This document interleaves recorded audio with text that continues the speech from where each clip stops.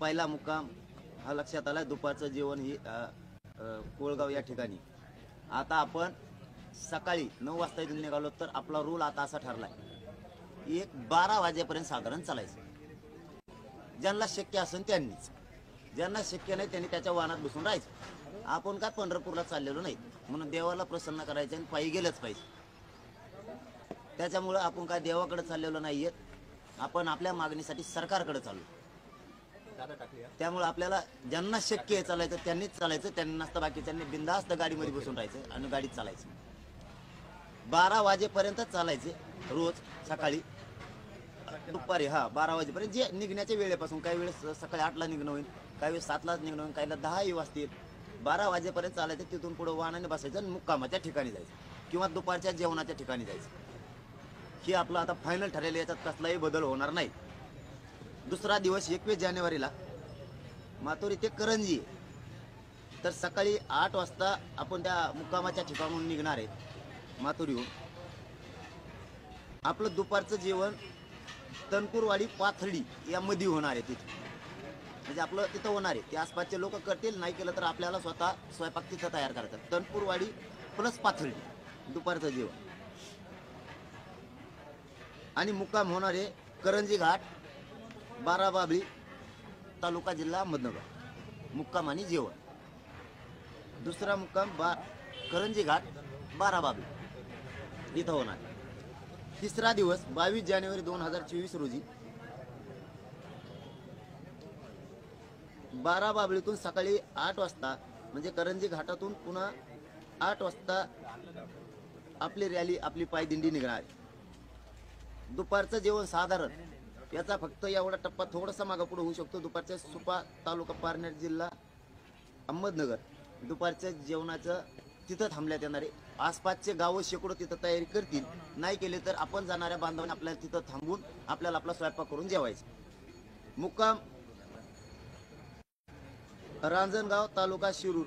मुक्काम तिथं होणार आहे. आपला तिसरा मुक्काम रांजणगावच्या अलीकड पलीकडं किंवा रांजणगावमध्ये होणार आहे. आता स्थानिक लोक सांगतील त्या पद्धतीने मुक्काम होईल किंवा याच्यात मागं पुढं बदल सुद्धा होईल मुक्कामाच्या बाबतचा. पण आताचा फायनल आहे आपला, आपल्याकडून रांजणगाव गणपतीचं. इथं आपला तिसरा मुक्काम होणार, पुणे जिल्हा. आपला चौथा मुक्काम आहे रांजणगावतून आपण सकाळी 8 वाजता पुन्हा निघायला सुरुवात करणार आहे. कोरेगावच्या आसपास दुपारचं जेवण होणार आहे. त्या नदीच्या अलीकडच्या बाजूने किंवा पलीकडच्या बाजूने दुपारचं जेवण कुठेतरी होईल किंवा त्या गावाच्या हिशोबाने. त्यांनी केलं तर ठीक, त्यांनी नाही केलं तर आपण आपल्या स्वतः तिथं उतरून दुपारचे जेवण करूयात. किंवा काही लोक पार्सल जेवण सुद्धा आपल्याला रस्त्यानं देणार आहेत. आपण तेच कुठेतरी उभा राहून खाऊयात किंवा मग रोडवरतीच किंवा आसपासच्या डोंगरावरती किंवा मैदानावरती गाड्या उभा करून जेऊ. शक्यतो जास्तीत जास्त रस्त्यानं शेकडो गावं आपल्याला पार्सल खायला खूप देणार आहे. ते खाण्यासाठी जिथं पाण्याची व्यवस्था असेल, जिथं नदी असेल, जिथं पाणी पिण्याची व्यवस्था असेल, त्या ठिकाणी आपण जाऊ, तिथं जेवण करू. काही नद्यात, काहींना सकाळी आंघोळी करायचा प्रॉब्लेम आला तर मध्ये नद्यात मोठमोठ्याल्या दुपारच्या वेळेस आंघोळी करू. असं काय सकाळीच केल्या पाहिजे असं काही नाही. दुपारा करू, तिसरा पारा करू, करून मुंबईला जाऊ. आणि उगत काही जणांचं म्हणणं होतं 15 किलोमीटरचा टप्पा टाका, काहींचं म्हणणं होतं 20 किलोमीटरचा टाका. आपल्याला 1.5 महिना तिथं जायलाच लागत. आणि काय वेळ द्यायचा सरकारला कशामुळं? आपण सरकारला 7 महिन्याचा वेळ द्यायला आता नाही द्यायचा. आपण आपले लोक जर महिनाभर चालले तर लोकांना प्रचंड त्रास होईल, प्रचंड त्रास होईल लोकांना. इथून तिथून पायी चालायचं आणि तिथं गेल्यावर काय ऍडमिट करायचे का मुंबईत लोक? त्यांच्या शक्ती तर राहिली पाहिजे बसायला. म्हणून तिथं काय देवाला प्रसन्न करायला चाललेलं नाहीत आपण. वारी नाहीये. 12 वाजेपर्यंत चालायचं, 10 ते 12 वाहनात बसायचं, जेवणाच्या ठिकाणी, मुक्कामाच्या ठिकाणी, थेट गाड्या. एकदम सोपं, दन सगळ्यांनी. जे येणार नाही त्यांनी वाट लावायची. चौथा मुक्काम रांजणगावतून सकाळी 8 वाजता निघणार आहेत. कोरेगाव भीमाला दुपारी जेवण, गावात किंवा थोडं मागं पुढं गावकऱ्यांच्या सोयीनुसार. चंदननगर खराडी बायपास मुक्काम पुणे. जेवण आणि मुक्काम तिथं खराडी बायपास. तिथंच आसपास मागं पुढं जिथं व्यवस्था गावकरी करतील तिथं पूर्ण पुणे शहर हे बांधव जी तयारी करतील त्या ठिकाणी मुक्काम राहील. आसपासच्या खेड्यातून, आसपासच्या शहरातून, महानगरातून तिथं सगळ्यांनी घराघरातून 5-5, 10-10 जरी भाकरी आणल्या आणि भाजी आणली तरी लाखो लोक जेवू शकतात.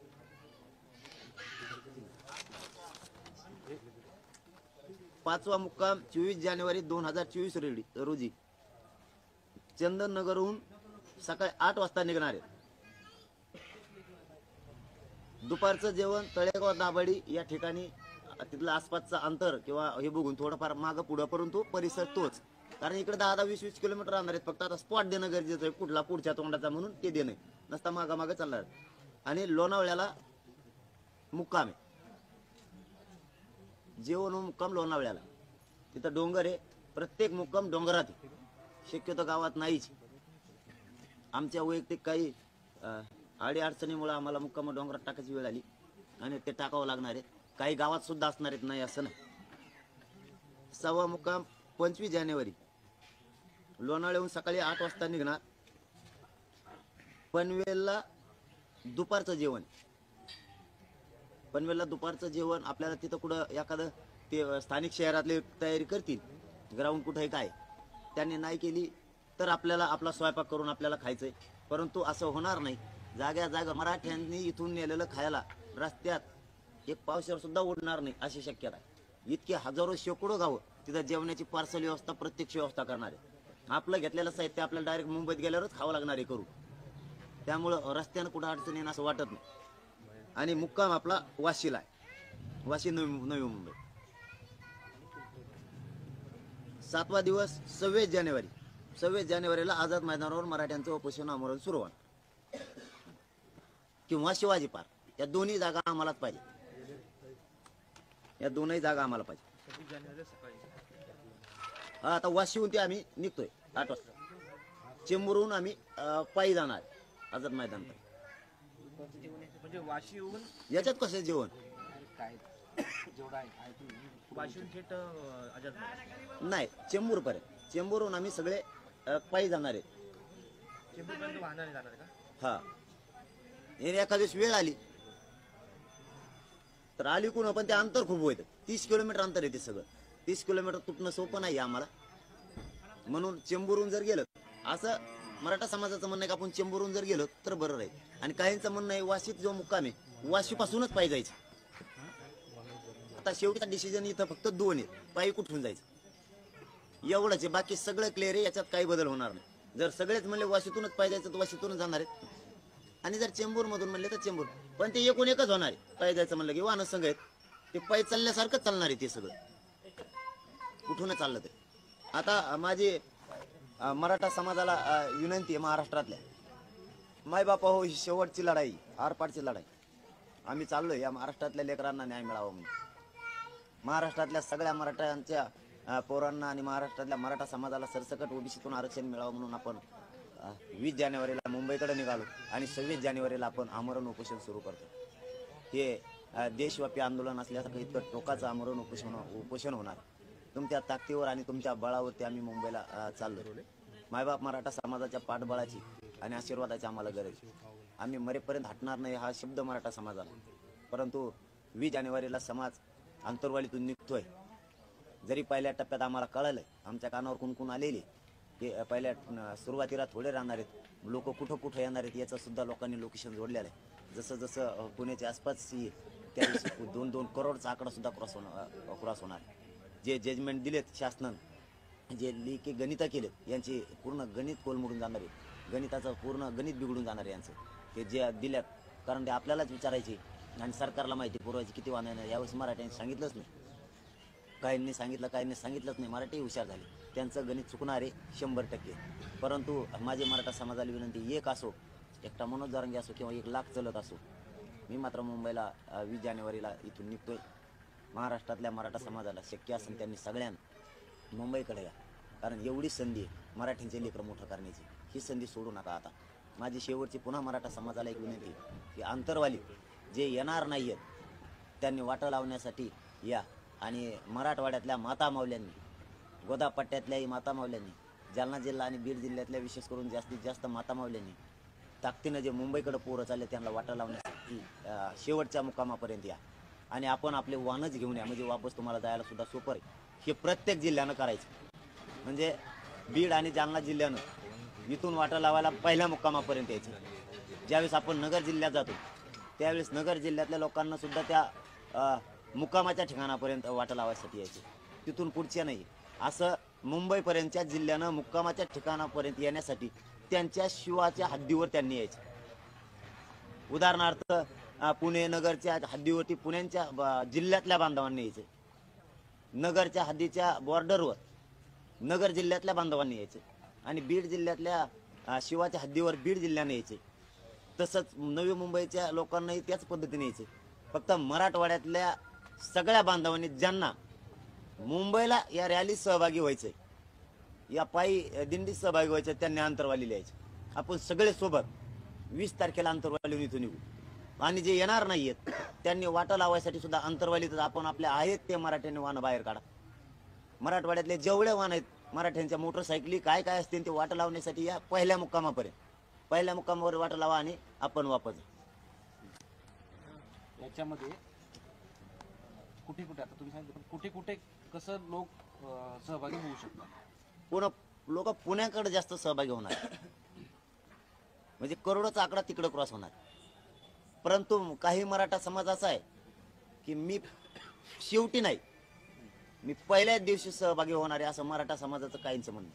मला या आरक्षणाचा विजयाच्या लढ्याचं साक्षीदार व्हायचंय असं त्यांचं म्हणणं आहे. मला या लढ्यात मी सगळ्यात समोर होतो किंवा मी सगळ्यांच्या पाठीशी खंबीर होतो, म्हणून मला 20 जानेवारीपासूनच या आंदोलनात सहभागी व्हायचंय. असा आकडा खूप मोठा आहे की शेवटच्या दिवशी तिथं जायचं, शेवटच्या मुक्कामाच्या दिवशी, आणि महाराष्ट्रातून प्रचंड मोठा ओघ शेवटच्या मुक्कामाच्या दिवशी येणार, आणि मग ते सगळेचे सगळे मुंबईकडे जाणार. आणि काहींचं म्हणणं असं आहे की आम्ही पहिल्या दिवसापासून आम्हाला साक्षीदार व्हायचंय, आम्ही 20 जानेवारीपासूनच आंदोलनातून सहभागी होणार.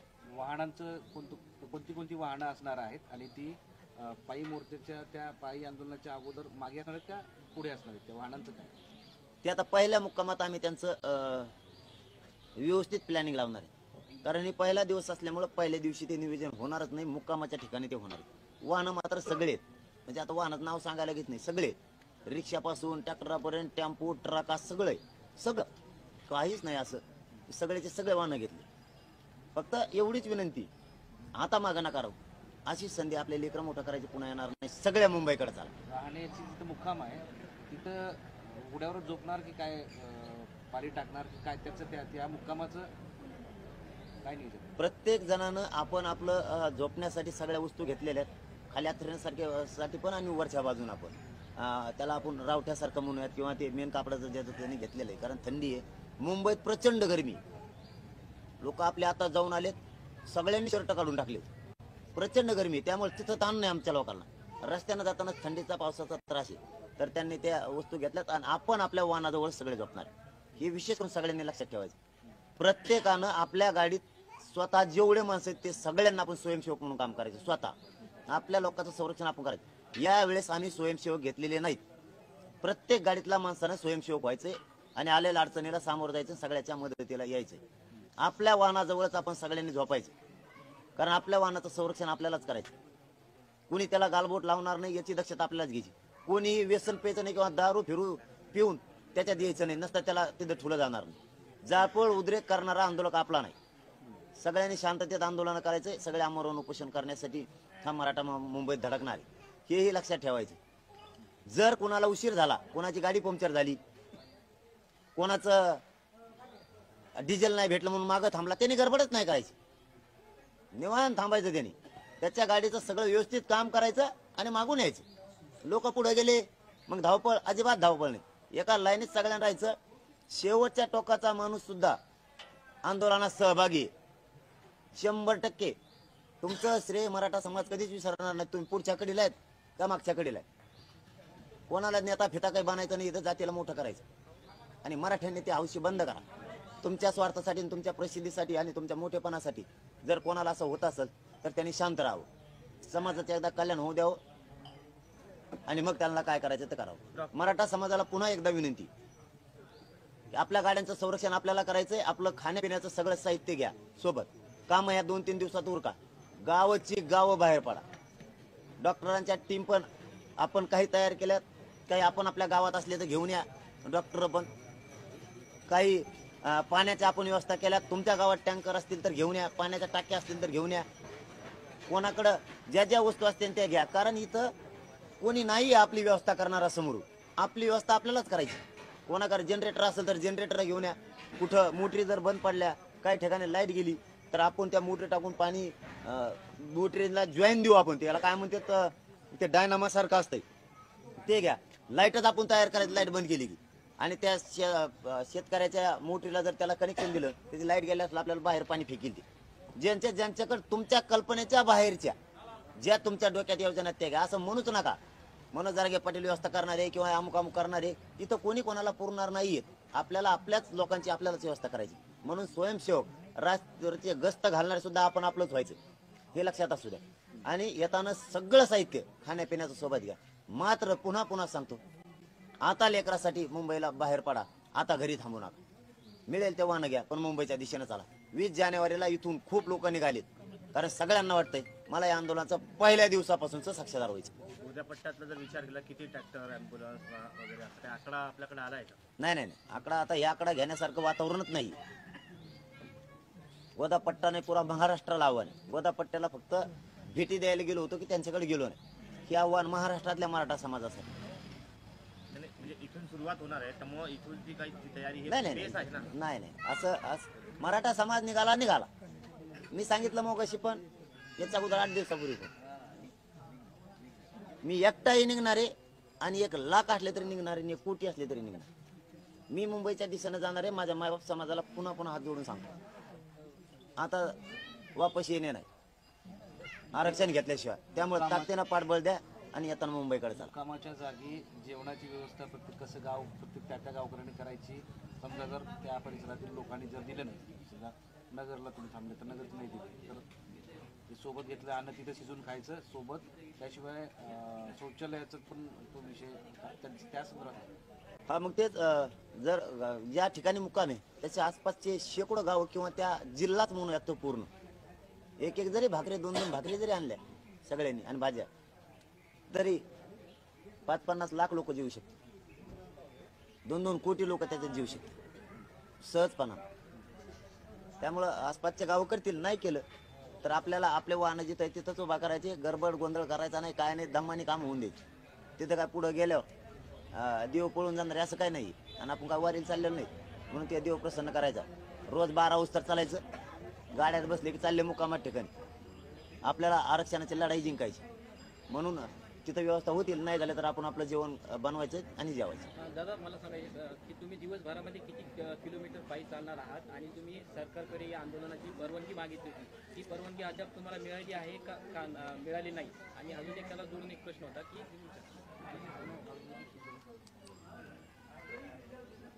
जवळपास अंतरवाली ते माथुरी 73 किलोमीटर होते.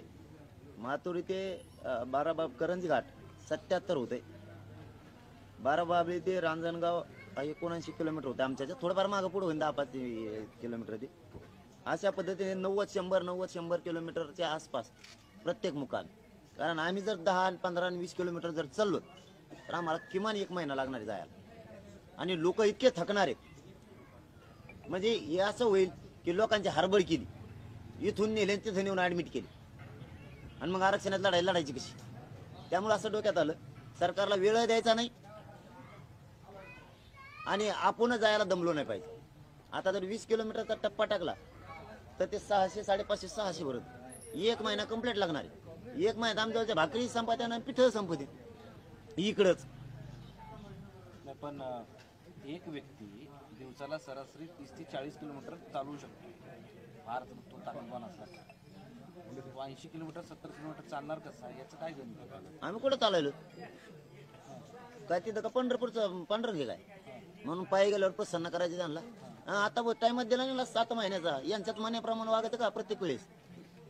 आमचं असं आहे का ना, असं आहे की तुम्ही सुरुवातीलाच म्हणाले हा, मग पायी चाललो ना. शक्य असेल त्यांनी पायी चालायचं, ज्यांना शक्य नाही त्यांनी गाडीत बसायचं. हो, पण पायी जर तुम्ही निघाले तर फार फार तर 30 किलोमीटर 40 किलोमीटर दिवसाला जाऊ शकतो. मला 12 वाजता जेवढं चालतं तेवढं चलन मी, आणि लगेच एसटीत बसन, ते गाडीत बसन आणि पुढे जाईन ते मुक्कामा ठिकाणी. आम्ही काय ठेका नाही घेतला यांचं पै जायला. पै गेल्यावर आरक्षण देणार असले ना, मी 24 घंटे उभा नाही राहत. चला चॅलेंज सरकारला स्वीकारत असलेत बघा.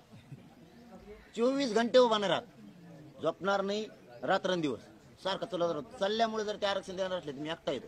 मराठा समाज सुद्धा इथून मुंबई पोहोचू तर थांबत नाही. मी म्हटलं चालता बाट्यात झोपत. चॅलेंज आहे सरकारला, ही चेष्टाने निवून होत नाही. चॅलेंज मी पोहोचतो. चालल्यामुळे थोडं देणार आहे आम्हाला. मुंबईत जायचंय त्याशिवाय देत नाही.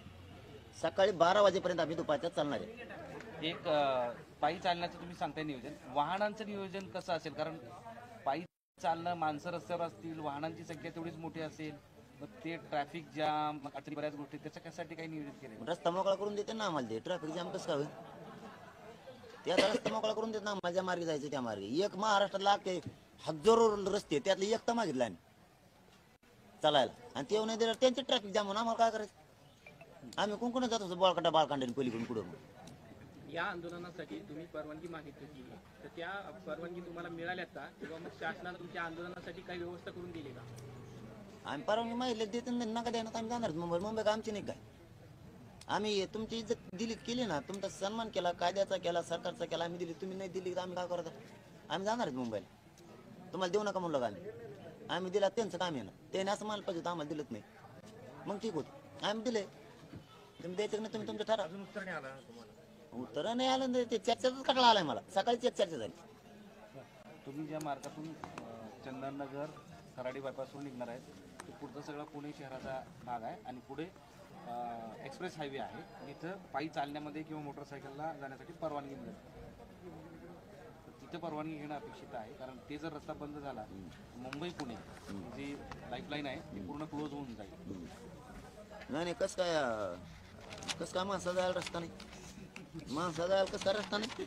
वाहनं जाते एवढं मोठं, आम्ही का वाहनापेक्षा टप्पू एक काय? कसं काय जायला नाही? आम्ही जाणार आहेत. हा बघ, आम्ही वाघोली येरवाडा मार्गे, पुण्यातून वाघोली येरवाडा मार्गे, औंध गावातून जगताप डेअरी, डांगे चौका मार्गे, पिंपरी नाही चिंचवड, डांगे चौकातून चिंचवड, देऊ फाटा, देऊ रोड, तळेगाव, वडगाव मावळ, कालीभज आणि मुक्कामाला लोणावळ्याला. म्हणजे आम्ही पुण्यात 2 दिवस आहेत. आम्हाला पुन्हा बघायचं. पुण्यात 2 दिवस आहे. आम्ही बिहार यांना कसे तयार केले, कसं काय जाऊन देत नाही? ते काय कोणकोण कोणत्या बोळकांना घुसता येते, आणि मग काढलेत बोळे आम्ही रस्त्या. नाही काय इकडून एकलाच रस्ता, इकडून तिसराच काढला. ठीक आहे, थांबा ना, आम्ही टायपिंग करून आणून द्या ना. तुम्ही आज काढी ना सगळं. हे काय इकडून नाही, इकडून हा बघ, इकडून एक. ओके, दुसरं आता हे सगळं नियोजन झालं, पण सरकारच्या वतीनं सुद्धा तुम्हाला तुम्ही आज सकाळी आली, त्यामुळे होप्स आहेत की आता तुम्ही 20 तारखेला जायचंच म्हणून मराठ्यांना आव्हान करता? 100% मुंबईला जाणार सगळा मराठा समाज. लेकरू म्हणून चाललोय, पाठीशी उभा राहा एवढीच माझी मराठा समाज. आरक्षण घेण्यासाठी जातोय, आणि सगळा मराठा समाज सुद्धा सोबत येणार आहे. जे पोरं मुंबईकडे जाणार आहेत त्यांच्या पाठीशी मराठा समाजानं ताकदीनं उभा राहा. तिकडे जर पोरांना काही त्रास झाला तर इकडच्या माता मावल्यांनी आणि राहिलेल्या लोकांनी इकडच्या मंत्र्याच्या नामदाराच्या घराला वेळा टाकून बसायचं शांत. यापूर्वी तुम्ही या आंदोलनाच्या संदर्भात निर्माण उद्भवणारे धोके किंवा अडचणी या संदर्भात सांगितलं होतं. डिझेल पेट्रोलचा विषय सांगितला होता, किंवा कोणीतरी मध्ये घुसण्याचा प्रकार करेल, काहीतरी त्रास देईल, त्याच्यानंतर महिला सुरक्षेचा विषय आहे. या संदर्भात सगळं तुमचं नियोजन आहे? त्याचा आमचे लोक आमच्या नजरेनं लक्ष ठेवणार आहेत बारकाईनं. आपल्या आसपास कोणी काही करताय का? आमची जी हद्द आहे, आम्ही ज्या रोडवरती आहेत किंवा ज्या ठिकाणी आंदोलनाला बसलो तेवढाच एरिया आमचा. त्याच्या आत काहीही होणार नाही. त्याच्या बाहेर 10 फुटावर झालं तरी आम्हाला देणं घेणं नाही. त्याचा आंदोलकाशी आणि त्या आंदोलनाचा काहीही संबंध नाही. ते कोण आहे ते सरकारने बघायचे आणि त्यांना तिकडे जाऊन द्यायचे. आपल्याच्या जर कोणी गालबोट लावायचा प्रयत्न करत असला तर सगळ्यांनी मिळून त्याला पोलिसाकडे धरून द्यायचं. कारण ते आपलं नाहीचे, ते नाश करायला आले, नाही तर प्रसिद्धी कमवायला आले, किंवा त्याला स्वतःचं नाव मोठं होण्यासाठी जातीचं वाटलं झालं तरी चालतंय, पण फक्त स्वतःचं नाव मोठं झालं पाहिजे म्हणून स्टंट करायला आणि टीव्हीच्या दिसण्यासाठी, टीव्हीच्या बांधवांच्या दिसण्यासाठी ते स्टंट करायला येणार असला तो बी आमचा नाही. कारण इथं जात मोठी झाली पाहिजे, तू नाही, तुझं नाव नाही, तुझी प्रसिद्धीची हाव नाही.